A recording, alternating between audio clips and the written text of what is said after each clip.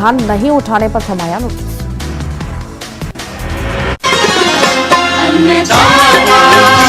अन्नदाता अन्नदाता नीत तुम्हारा अन्नदाता, पग पग पर है संग तुम्हारे अन्नदाता। लहू किसानों का बन के पसीना सींचता है धरती का सीना। मेहनत का तेरी हक दिलवाने, नई तकनीक नई खोज बताने। पशुधन को गुणवान बनाना, पौध सुरक्षा को सिखलाना, खेती के सब गुर समझाने, भारत का सरताज बनाने। आठों पहर है संग तुम्हारे अन्नदाता अन्नदाता। नमस्कार, मैं हूं रीनू। आप सभी दर्शकों का अन्नदाता कार्यक्रम में स्वागत करती हूं। हमारे देश का किसान जन का पोषक है, वह श्रम का देवता है, अन्नदाता है। उसमें ही भारत की आत्मा निवास करती है। ऐसे ही किसानों की प्रगति के लिए हम खेती बाड़ी से जुड़ी हुई बहुत सी नई लाभकारी जानकारियां हर रोज सुबह लेकर आते हैं। तो चलिए कार्यक्रम शुरू करने से पहले देखते हैं आज क्या है अन्नदाता में। ऑयस्टर मशरूम उगाए, अधिक लाभ कमाए।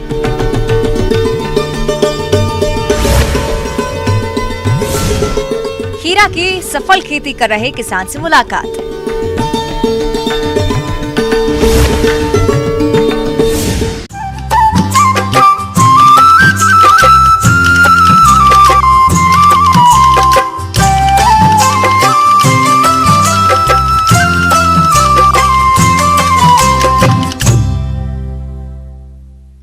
पिछले कुछ वर्षों में भारतीय बाजार में मशरूम की मांग तेजी से बढ़ी है। जिस हिसाब से बाजार में इसकी मांग है, उस हिसाब से अभी इसका उत्पादन नहीं हो रहा है। ऐसे में किसान मशरूम की खेती करके अच्छा मुनाफा कमा सकते हैं। तो जो किसान ऑयस्टर मशरूम की खेती करने की योजना बना रहे हैं, वो किस प्रकार से लें ऑयस्टर मशरूम का उत्पादन, इस बारे में जानकारी दे रही है कृषि विज्ञान केंद्र शहडोल की वरिष्ठ वैज्ञानिक डॉक्टर अल्पना शर्मा।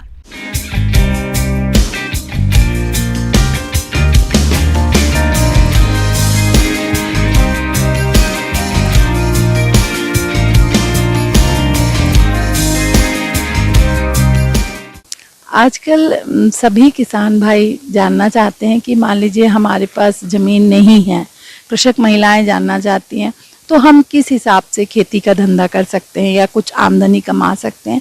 तो उनके लिए बहुत सटीक उपाय है कि वो ऑयस्टर मशरूम का उत्पादन करें।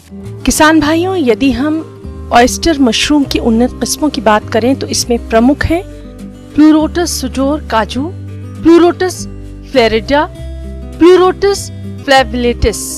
आप इनमें से किसी भी किस्म का चयन कर मशरूम का उत्पादन कर सकते हैं। तो जानते हैं कि ऑयस्टर मशरूम कैसे उगाना है। तो इसको उगाने के लिए आपको बहुत ज़्यादा कोई भी साधन की आवश्यकता नहीं है। आपके पास अगर कोई कच्चे का मकान खाली पड़ा हुआ है या पक्के का कमरा कोई खाली पड़ा है तो उसमें आप ऑयस्टर मशरूम उगा सकते हैं, या फिर एक झोपड़ी बना के भी आप उगा सकते हैं। इसके लिए आपको जो जैसे अपने गेहूं का भूसा हुआ, और मान लीजिए वो नहीं है आपके पास, धान की पुआल है, तो उसको भी आप एक बराबर छोटी उसमें लंबाई में काट के बहुत छोटे छोटे टुकड़े करके और उसके ऊपर आप मशरूम का बीज डाल के और फिर इसकी बिजाई करके पन्नियों में इन मशरूम का उत्पादन किया जा सकता है। तो मशरूम का जो बीज रहता है उसको हम लोग स्पान बोलते हैं। और आप देखिए कि इसका मतलब आपको कुछ भी इसमें लागत नहीं आएगी, ना के बराबर लागत आएगी, और इसमें आपको कोई मेहनत का कार्य भी नहीं है। आप इत्मीनान से आप पहले जो आपका मशरूम का बेस है, मतलब गेहूं का भूसा हुआ या धान का पुआल है, उसको आप पहले तैयार करना है। तो उसको आप जैसे फॉर्मेलिन और बेविस्टिन से आप ट्रीट करके उसको आप बिल्कुल उसमें सारे कीटाणु जो भी हैं उसको ख़त्म कर दिया जाता है। तो इसके लिए भूसा को 12 घंटे पहले मतलब फुलाना पड़ता है, और जब फुलाते हैं तो उस पानी में आपको एक निश्चित मात्रा में फॉर्मेलिन और बेविस्टिन का से उपचारित करना पड़ता है। फिर 12 घंटे के बाद इसका पूरा पानी अपन निकाल देते हैं और इस साफ भूसे को फैला के और फिर उसका थोड़ा सा हल्का उसका मॉइस्चर ख़त्म करते हैं, नमी उसमें से ख़त्म करते हैं। और फिर जब एक आपको लगने लगता है कि हाँ ये आध सूखा टाइप का आपका भूसा, ट्रीटेड भूसा तैयार है, तो इसको परत दर परत अपन पन्नियों में भरते हैं। किसान भाइयों, ऑयस्टर मशरूम के स्पॉन की बिजाई करने के लिए भूसे में 68 से 70% नमी का होना आवश्यक होता है और इसके अच्छे उत्पादन के लिए 100 किलोग्राम भूसे में 3 किलोग्राम स्पॉन मिलाना जरूरी होता है। जैसे मशरूम को अपन को उगाना है तो उसके लिए आप कहीं भी दुकान में जाएंगे तो आप 5 किलो की जो पन्नी रहती हैं, 5 किलो शक्कर वाली पन्नी, आप उसको खरीद सकते हैं। और आपको जो उपचारित भूसा है उसको मान लीजिए आप जैसे 5 सेंटीमीटर करीब आपने उपचारित भूसा भर लिया पन्नियों में, फिर आप एक बार क्लॉकवाइज डायरेक्शन में आप बीज को ऐसे घुमा के आप उसको एक परत आपने, एक लाइन आपने बीज की डाल दी, फिर उसको एक परत आपने फिर भूसा का डाला, फिर उसके ऊपर बीज को डाला, तो समझिए आप, और बहुत अच्छे से आपको इसको दबा दबा के प्रेस करना है। तो आप देखेंगे कि उन पन्नियों में 5 परत आपकी भूसे की रहती है और 4 परत आपकी मशरूम बीज की रहती है। और फिर ऊपर से आपने इसको बांध देना है रबर बैंड से अच्छे टाइट से, और फिर इसमें याद से आप इसको छेद ज़रूर करें, नहीं तो ये अपने अंदर ही खुद ही गल के पूरा ख़राब हो जाएगा मशरूम आपका। तो आप ये सावधानियां ज़रूर से अपनाएं। इसके बाद ऑयस्टर मशरूम उत्पादन गृह की अच्छी तरह से सफाई कर लेना चाहिए, जिससे कि मशरूम में किसी भी तरह की बीमारी न फैले। इसके अलावा मशरूम गृह का तापमान 23 से 25 डिग्री सेंटीग्रेड होना चाहिए और आर्द्रता 70 से 85% तक बनाएं, जिससे कि ऑयस्टर मशरूम का विकास अच्छे प्रकार से हो सके। जैसे मशरूम आपने उगने के लिए रखा है तो जो कमरा है उसको 20-21 दिन तक बिल्कुल अंधेरा वहाँ बनाए रखें। 20-21 दिन तक उसको अंधेरा चाहिए और उसके बाद आप हल्का सा मतलब रोशनी जो आपने रोशनदान वगैरह में आपने कपड़ा या कुछ बांध के रखा उसको थोड़ा हटा दें, क्योंकि उस समय उनको थोड़ा सा उजाले की ज़रूरत पड़ती है। और आप देखें कि एक बार जैसे पन्नी में से आपके थोड़े से मशरूम थोड़े बहुत निकल आए हैं 4-5, उस समय किसी तेज़ धार वाली चाकू से आप इन पन्नियों को काट के अलग कर दें और वो जो भूसा है, भूसा पूरी तरह से आपका देखिएगा संगठित हो जाएगा और पूरा सफ़ेद कवक जो मशरूम का कवक है उसकी तरफ, तो वो एक पोटली नुमा पूरा तैयार हो जाएगा। और उसको आप हमेशा मॉनिटर करें और उसको देखते रहें कि उसमें अगर नमी की कमी है तो थोड़ा हल्का फुल्का आप उसमें स्प्रे के माध्यम से उसको स्प्रे करें, पानी उसमें डाल दें। और इसमें कुछ भी एक्स्ट्रा आपको खर्चा नहीं आएगा और बस आप मतलब समझिए कि आपको बहुत ज़्यादा इसमें मुनाफा होगा। एक पन्नी से लगभग आपको 2 से 2.5 किलो मशरूम उत्पादन होगा आपको। तो इस हिसाब से कृषक महिलाएं इस ऑयस्टर मशरूम का उत्पादन कर सकती हैं। और आजकल मतलब सभी लोगों को पता है कि मशरूम पोषक तत्वों से भरपूर है और हर आयु वर्ग के लिए बहुत ही उपयोगी है, चाहे वो महिला हो और छोटे बच्चे हों, चाहे किशोरी लोग हों और या फिर बूढ़े इंसान हों, सभी के लिए। और मशरूम मतलब जो रोगियों हैं, कैंसर के रोगी हैं, उनके लिए भी बहुत फ़ायदेमंद है, महिलाओं के लिए, किशोरियों के लिए भी बहुत फ़ायदेमंद है। तो ये हर कोई मशरूम के बारे में सबको जानकारी है। तो आप बाज़ार में इसको जो ताज़ा मशरूम है उसको भी आराम से बेच पाते हैं। और मान लीजिए ताज़ा मशरूम आपका नहीं बिका तो आप मशरूम को सुखा के उसका सूखा बना के, शुष्का बना के, वो भी कई कंपनियां, कई व्यापारी लोग उसको भी लेते हैं, कई तरह के उत्पाद में उसका उपयोग करते हैं। किसान भाइयों, अब लेते हैं एक छोटा सा ब्रेक, जल्द लौटेंगे।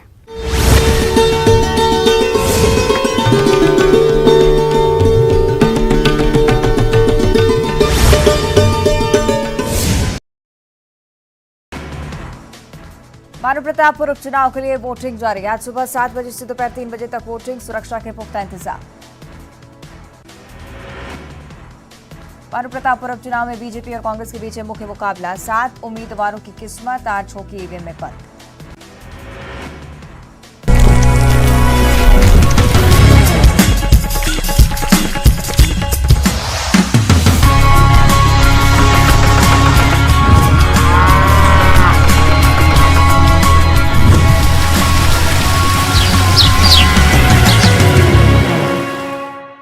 ब्रेक के बाद एक बार फिर से आप सभी दर्शकों का अन्नदाता में स्वागत है।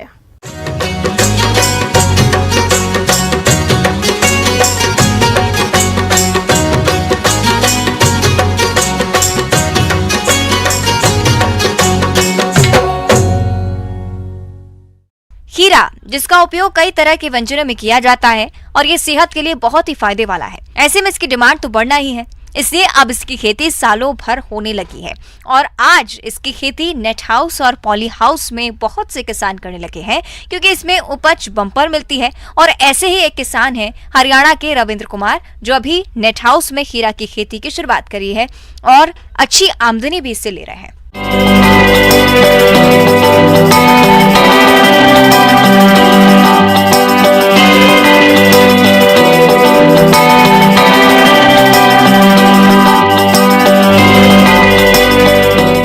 ये जो हमारे नेट हाउस है 3920 स्क्वायर मीटर है और इसको बागवानी विभाग से हरियाणा सरकार के द्वारा 65% सब्सिडी दी हुई है।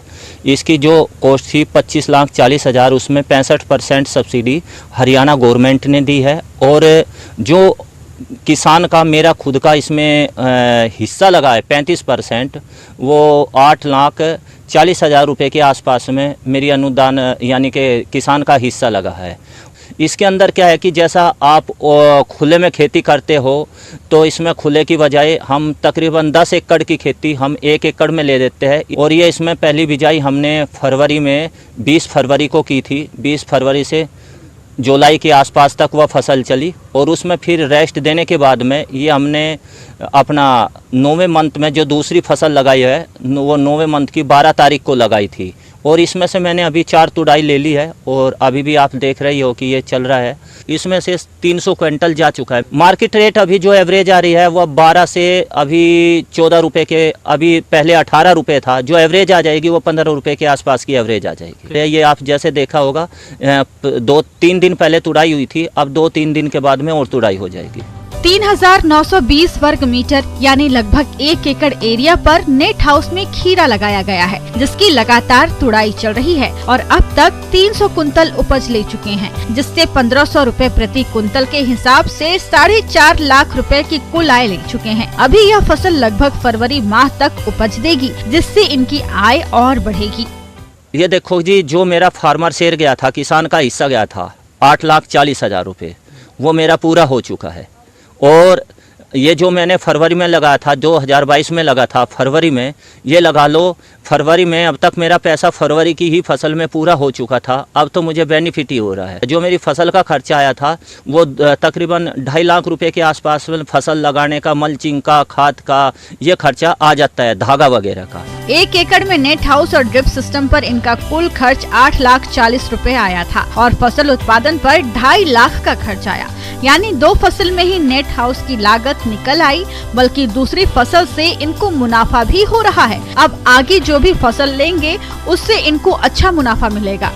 जैसा हमने इसमें स्टार्टिंग में क्या किया, इसकी जुताई करी और जुताई करके पहले टीलर से जुताई करी, फिर रूटर वेटर से इसको बिल्कुल मिट्टी को वो किया, फिर इसमें हमने गोबर की खाद मिलाई, उसको सुखा के गोबर की खाद को डाली। उसमें कम से कम 6-7-8 ट्रॉली हमने इसमें गोबर की खाद डाली। फिर उसके बाद में हमने बेड बनाया।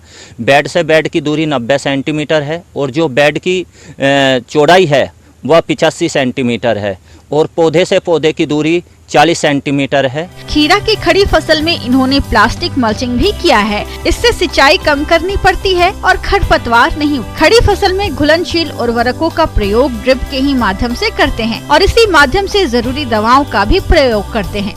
मल्चिंग सीट हम इसलिए लगाते हैं कि जैसा खरपतवार हो जाता है, लेबर में कॉस्ट ज़्यादा लगती है, तो इसके ऊपर क्या होता है, एक तो पौधे में नमी रहती है, ज़्यादा हमें पानी को वो नहीं करना पड़ता और खरपतवार कम जमते हैं।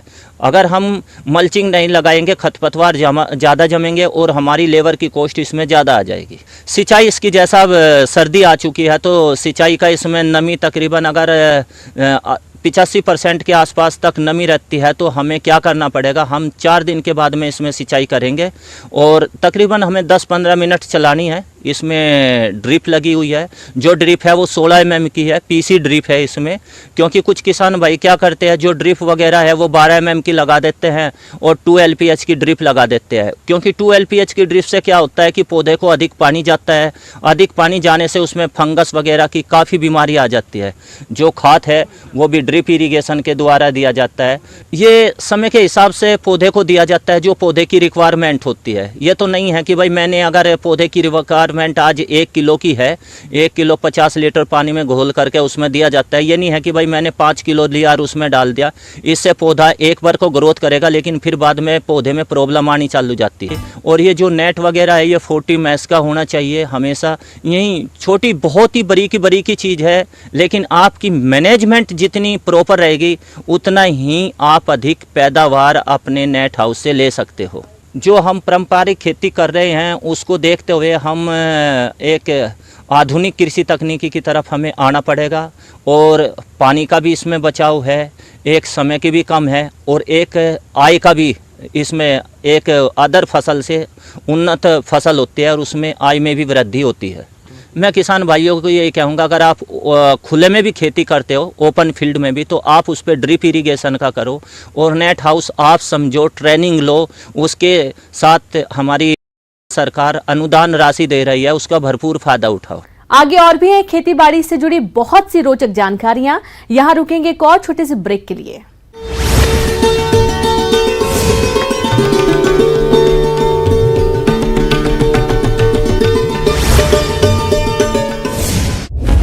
क्या आप जानते हैं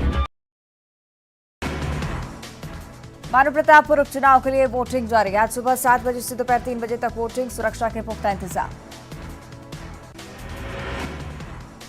मानव प्रतापपुर उपचुनाव में बीजेपी और कांग्रेस के बीच मुख्य मुकाबला। 7 उम्मीदवारों की किस्मत आज होगी ईवीएम में बंद। कांग्रेस प्रत्याशी सावित्री मंडावी पहुंची मतदान करने। तेलकरा में सावित्री मंडावी ने किया मतदान। मतदान केंद्र में वोटरों की लगी कतार। उपचुनाव वोटिंग के लिए बनाए गए 256 बूथ, यहां 99 बूथ नक्सल प्रभावित। मतदान को लेकर सुरक्षा के पुख्ता इंतजाम।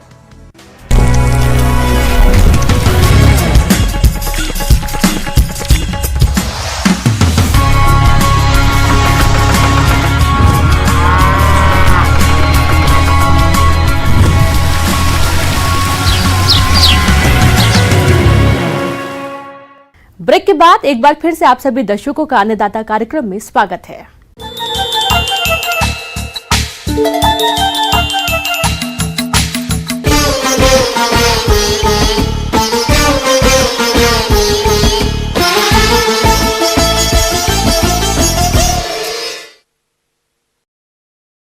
प्रदेश के अधिकतर किसान गेहूं की खेती करते हैं, लेकिन इसके सफल उत्पादन में कई बाधाएं आती हैं, जिसमें खरपतवारों का प्रकोप मुख्य समस्या है। ये खरपतवार फसल को कई तरह से नुकसान पहुंचाते हैं, जिससे फसल की उपज में काफी गिरावट आ जाती है। अगर किसान सही समय पर खरपतवारों की रोकथाम कर ले तो गेहूं का उत्पादन बढ़ सकता है। चलिए इसके बारे में जानते हैं कृषि वैज्ञानिक डॉक्टर चंदन कुमार से।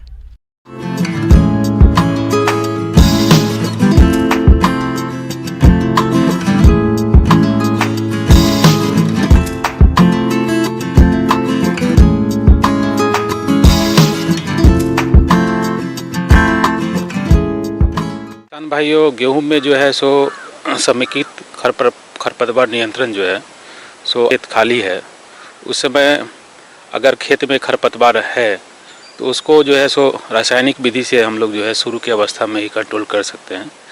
जैसे कि किसान भाई जुताई से पहले अगर खरपतवार खेत में दिखता है, दवा का स्प्रे कर सकते हैं। इसके अलावा किसान भाई ध्यान देने वाली बात यह है कि जो बहुत सारे खरपतवार के जो बीज हैं वो गेहूं के जो बीज हैं उसके साथ मिलके जो है खेत में आ जाते हैं। तो जो भी हम लोग बीज खरीदे वो प्रमाणित संस्था से ही, क्योंकि फसल के लगाने के बाद 20 से 25 दिन बाद जो प्रथम सिंचाई के बाद जो है सो अगर खरपतवार खेत में दिखता है तो जिस किसान भाइयों ने अपने खेत में लाइन सोइंग कर रखी है गेहूं की, उसमें तो अगर चाहे तो ग्रबर वीडर से जो है सो कमैनी करा सकते हैं। ग्रबर वीडर 2 लेबर जो है सो 1 एकड़ में सो 1 दिन में सो कमैनी कर सकता है, वो उससे जो है सो अच्छी तरह से कमैनी हो जाएगी। उसके अलावा किसान भाई जो है सो खरपतवार नियंत्रण के लिए जैसे रासायनिक विधि है तो जैसे हम लोग गेहूं की बुआई कर लेते हैं, उसके बाद अगर हम लोग चाहते हैं कि खरपतवार का खेत में नहीं उगे, उसके नियंत्रण के लिए हम लोग जो है सो पेंडिमेथिलिन दवा है उसको जो है सो बुआई के 72 घंटे के भीतर जो है सो खेत में स्प्रे कर सकते हैं। इसका जो डोज है 5 से 6 ml प्रति लीटर के हिसाब से हम लोग जो है उपयोग कर सकते हैं। चौड़ी पत्ती के लिए अगर चौड़ी पत्ती वाली खरपतवार अगर खेत में दिखते हैं तो उसके लिए जो है सो हम लोग को रासायनिक विधि से जो है सो दवा जो है सो कार्बेंडाजोल जो है सो 20 ग्राम प्रति एकड़ के हिसाब से जो है सो हम लोग खेत में यूज करके चौड़ी पत्ती वाली खरपतवार को नष्ट कर सकते हैं। इसके अलावा जो सकरी पत्ती है उसके लिए जो है सो सल्फोसल्फ्यूरॉन और मेटसल्फ्यूरॉन का जो है दवा का कंपोजिशन जो है खेत में जो है सो 16 ग्राम प्रति एकड़ के हिसाब से जो है सो खेत में छिड़काव करके जो है सकरी पत्ती की जो खरपतवार है उसको कंट्रोल कर सकते हैं। इसके अलावा सल्फोसल्फ्यूरॉन और मेटसल्फ्यूरॉन का भी स्प्रे करके कंट्रोल कर सकते हैं। इसके अलावा किसान भाई जो है सो खेत में जो है सो उर्वरक जो है उसकी सही मात्रा में उपयोग करें। देखा यह जाता है किसान भाई जो है सो उर्वरक जो है सो अधिक मात्रा में उपयोग करने के कारण जिस उर्वरक की जितनी मात्रा फसल को लेने रहती है वो ले लेते हैं, बाकी जो है सो वो खरपतवार के बढ़ावा में जो है सो योगदान देते हैं। इसलिए हम लोग जो है सो गेहूं का बीज जैसे ही बोए उससे पहले अपने मिट्टी का जो जांच अवश्य करा ले। इससे हम लोग को पता चल जाएगा कि कितना पोषक तत्व जो है सो मिट्टी में ऑलरेडी प्रेजेंट है और कितनी की आवश्यकता है। जितनी की आवश्यकता है उतना ही डालें, उसके अलावा डालने का जो है सो कोई ज़रूरत नहीं है।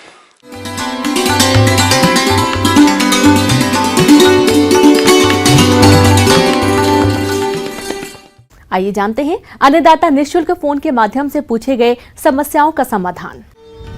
अन्नदाता निःशुल्क फोन संपर्क सेवा के माध्यम से पूछे गए प्रश्नों में से आज हमने जिस प्रश्न को कार्यक्रम में शामिल किया है उसे पूछा है ग्राम तीतरी जिला रतलाम के कृषक दिनेश पाटीदार ने।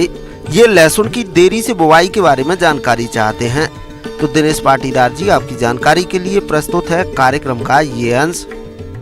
मैं देखता हूँ पूरे भारतवर्ष में जहाँ जहाँ लहसुन का क्षेत्रफल ज़्यादा लगता है, जैसे आप ले लीजिए राजस्थान है, मध्य प्रदेश है, गुजरात है, उत्तर प्रदेश है, हरियाणा में भी काफ़ी एरिया में काफ़ी लहसुन लगता है। लेकिन क्या है कि कुछ जो मेन एरिया हैं जो इसमें ज़्यादातर बारिश होने की वजह से किसान का काफ़ी नुकसान हुआ है, तो उसकी वजह से काफ़ी लहसुन लेट हो गया है।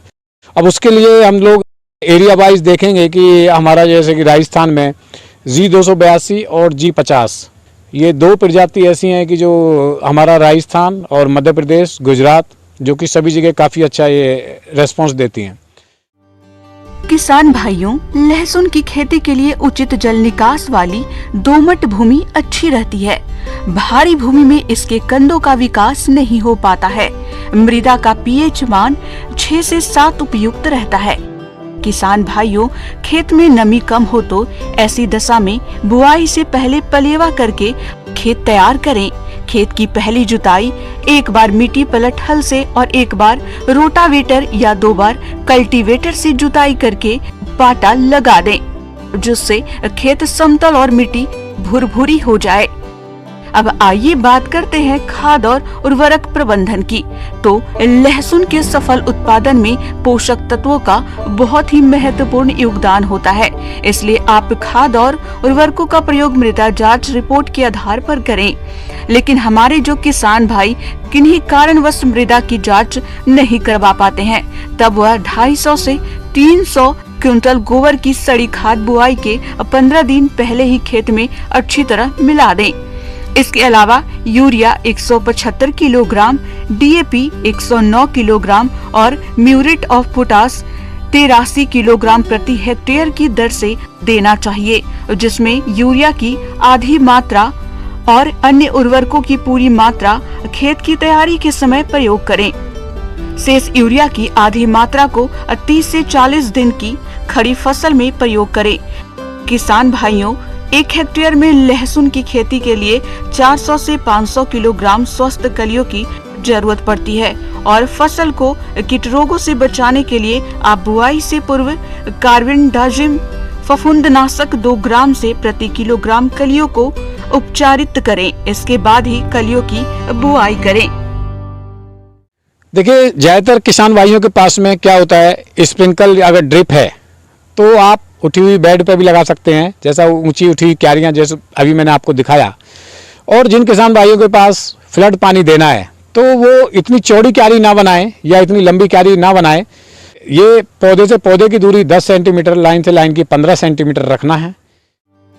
किसान भाइयों, बुआई के बाद खेत में कई तरह के खरपतवार उगाते हैं, तो इस तरह की समस्या से बचने के लिए पेंडी मैथिलीन 3.3 लीटर दवा 800 लीटर पानी में घोलकर बुआई के 2 दिनों के अंदर छिड़काव करने से फसल 25 से 30 दिनों तक खरपतवारों से मुक्त रहती है। इसके बाद आवश्यकता पड़ने पर निराई गुड़ाई के द्वारा फसल को खरपतवारों से मुक्त रखें, जिससे फसल की अच्छी पैदावार होगी।